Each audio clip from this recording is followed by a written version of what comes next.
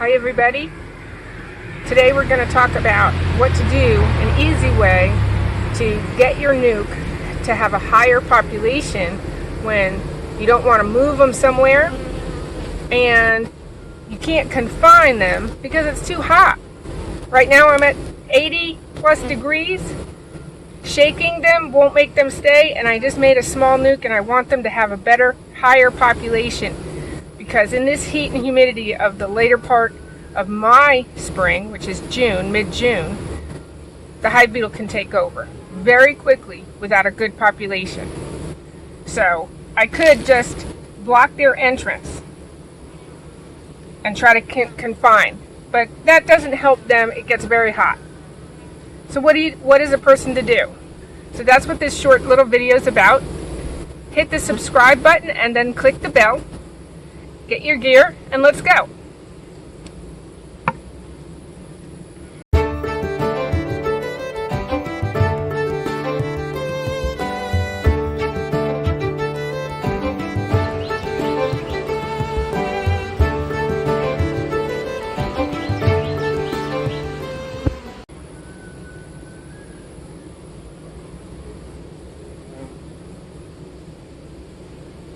Okay, so here we are. Again, it's a small nuke. How do you get population into your nuke when you shake and they kind of still fly? Recommended idea is that if you shake into a nuke, you need to move that nuke from wherever it was that you were shaking. And you move that nuke farther away from your apiary, about 1 mile to 2 miles. I don't want to do that. All my gear is here, I'm here, and it's just one little nuke. She's on 4 frames. She's not holding enough actual bees in the hive. I've got her brood, I've got the queen, and I've got the stores. But the flying force is not there. So this is an easy trick if you have the equipment and the hives to do it, and that's what we do. So instead, what it is we're going to take this nuke and move it to where a populated hive is.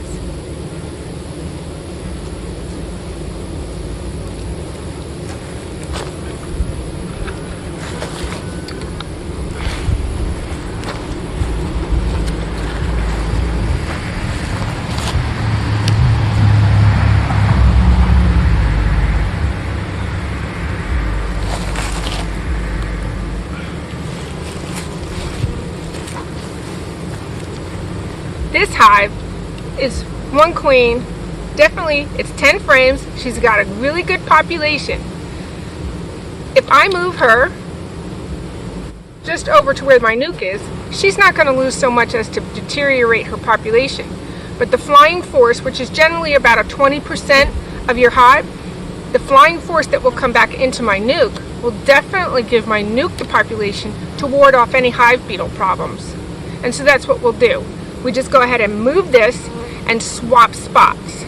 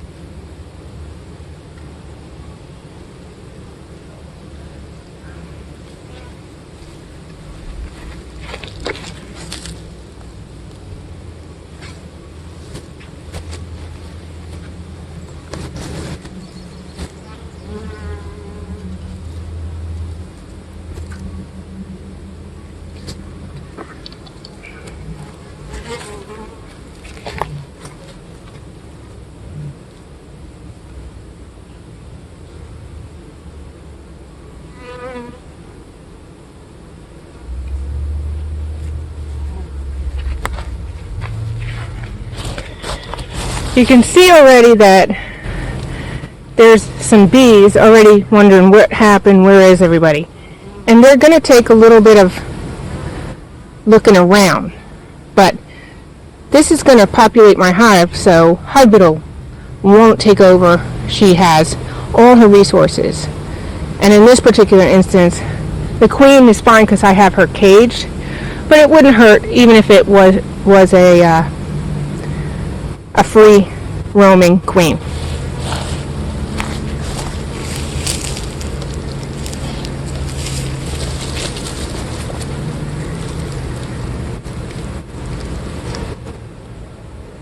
And you can see they're going to go in here.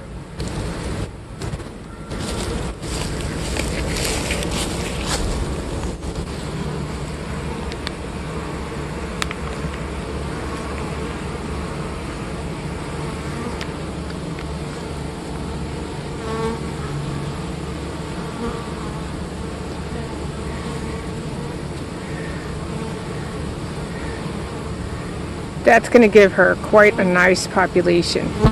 So by tonight, that will be probably another full frame of bees in there. And on 4 frames, that's a nice bunch of bees. And that will take care of my nuke as far as any pest control problems will go. Now, what happens on the one that I moved? That's a bigger girl.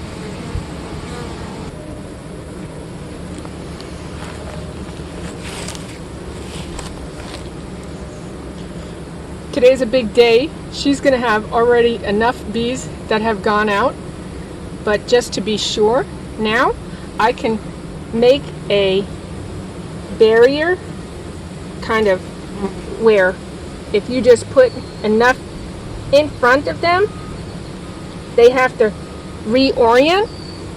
It's not something that has to keep them confined. I like using Spanish moss. Obviously, if I was up north, I wouldn't have Spanish moss to use. But something that isn't so much to keep them in, so much as it is to make them climb out and reorient towards their hive. So that, yes, she already lost some of her field force because I moved them, but she's not going to lose a total field force. And it just helps them to reorient.